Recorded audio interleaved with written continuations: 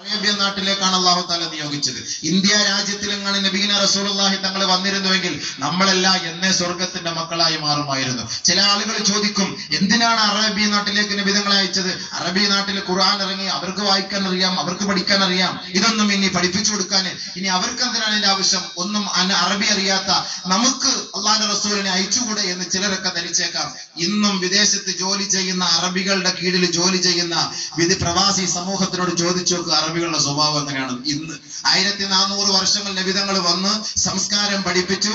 സംസ്കാരമില്ലാത്തിരുന്ന ഈ അപരിഷ്കൃതരെ സംസ്കാരത്തിന്റെ വഴികളിലേക്ക് തെളിച്ചു കൊണ്ടുവന്ന ഹബീബായ റസൂലുള്ളാഹി സ്വല്ലല്ലാഹു അലൈഹി വസല്ലമ തങ്ങൾ 23 വർഷക്കാലം കഷ്ടപ്പെട്ട് അഹോരാത്രം രാപകലില്ലാതെ പാടുപെട്ട് ഈ അറബികളെ ഈ ഒരു കോലത്തിലാക്കിയിട്ടും ഇന്നും വർഷങ്ങളായി ജോലി ചെയ്തിട്ട് ശമ്പളം കൊടുക്കാത്ത അറബികൾ, ഇന്നും വർഷങ്ങളായിട്ട് ജോലി ചെയ്യുന്നവരെ പീഡിപ്പിക്കുന്ന അറബികൾ, ഇന്നും വർഷങ്ങളായിട്ട് ജോലി ചെയ്യുന്ന എത്രയെത്ര പാവപ്പെട്ടവരെ തുപ്പുന്ന അറബികൾ, എത്രയെത്ര പാവപ്പെട്ടവരെ തലയിലെ വട്ടുകൊണ്ട് അടിക്കുന്ന അറബികൾ, എത്രയെത്ര പാവപ്പെട്ടവരുടെ മുഖത്തേക്ക് കാർക്കിച്ചു തുപ്പുകയും അടിക്കുകയും ചെയ്യുന്ന അറബികൾ, ഇവരെല്ലാവരും മുസ്ലിമീങ്ങളാണ്. സ്വന്തം പള്ളിയിൽ ഇമാമത്ത് നിന്നിട്ട് നമ്മൾ ഇന്ത്യക്കാരൻ ഇമാമത്ത് നിൽക്കുകയും നമ്മുടെ പിറകിൽ അറബികൾ കൈകെട്ടി നമസ്കരിക്കുകയും ചെയ്തതിനു ശേഷം ഇറങ്ങി വന്നിട്ട് നമ്മളോട് ചോദിക്കും, മുസ്ലിം? നമ്മളായിരിക്കും ഇമാമത്ത്. ഞാൻ ഒരു പള്ളിയിൽ ഇമാമത്ത് നിന്നാണ്, എനിക്കുള്ള അനുഭവം ഞാൻ പറയുന്നത്.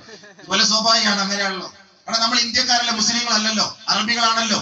ഇമാമത്ത് എന്നിട്ട് പുറത്തിറങ്ങി എന്റെ ഇറങ്ങിൽ നിന്ന് നിസ്കരിച്ചിട്ട് അറബിയോട് എന്താ മുസ്ലിമാണ്, ഞാൻ മുസ്ലിമാണ്, നീ ചങ്ങാതിമാരോട് എന്താ മറുപടി പറയാ? അപ്പൊ അവര് ധരിച്ചെന്ന് പറഞ്ഞ മുസ്ലിം എന്ന് പറഞ്ഞ അവിടെയാണ്. അപ്പൊ ഈ കോലത്തിൽ ഇന്നത്തെ 21ാം നൂറ്റാണ്ടിൽ അറബികളുടെ അവസ്ഥ ഇങ്ങനെ ആയിരുന്നെങ്കിൽ 1400 വർഷങ്ങൾക്ക് മുമ്പ് അറബികളുടെ അവസ്ഥ എന്തായിരിക്കും ആലോചിച്ചു.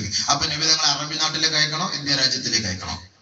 ഹബീബായ റസൂലുള്ളാഹി തങ്ങളെ കണ്ടിട്ടില്ലാത്ത കേവലം കേൾവി മാത്രമുള്ള നമുക്ക് പരിശുദ്ധമായ റബീഉൽ അവ്വലാകുമ്പോഴും അതല്ലാത്ത സന്ദർഭത്തിലും ഹബീബായ തങ്ങളെ സ്തുതികീർത്തനങ്ങൾ അർപ്പിച്ചുകൊണ്ട് മദഹഗാനങ്ങളിലൂടെ ഹൃദയത്തിൽ ഏറ്റിക്കൊണ്ട് നടക്കുന്ന ഇന്ത്യക്കാർ, വിശിഷ്യ കേരളക്കാർ, ഈ നാട്ടിലെങ്ങാനും ഹബീബായ റസൂലുള്ളാഹി തങ്ങൾ വന്നിരുന്നുവെങ്കിൽ നമ്മൾ എപ്പോഴേ സ്വർഗത്തിന്റെ മക്കളായി എഴുതപ്പെടുമായിരുന്നു. ഈ നാട് തന്നെ, ഈ ഇന്ത്യ തന്നെ ഹിദായത്തിന്റെ വെളിച്ചം കൊണ്ട് പകരുമായിരുന്നു, വെളിച്ചം കൊണ്ട് പ്രകാശിക്കുമായിരുന്നു.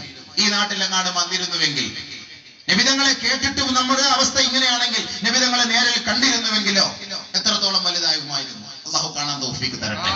നമുക്ക് റുഅയത്തിൽ, സ്വപ്നത്തിലൂടെ കാണാൻ അള്ളാഹു തൗഫീഖ് തരട്ടെ. മുഅ്മിനീങ്ങൾക്ക് അള്ളാഹു ചെയ്ത ഏറ്റവും വലിയ അനുഗ്രഹമാണത്. അള്ളാഹു നമുക്കത് നസീബാക്കട്ടെ.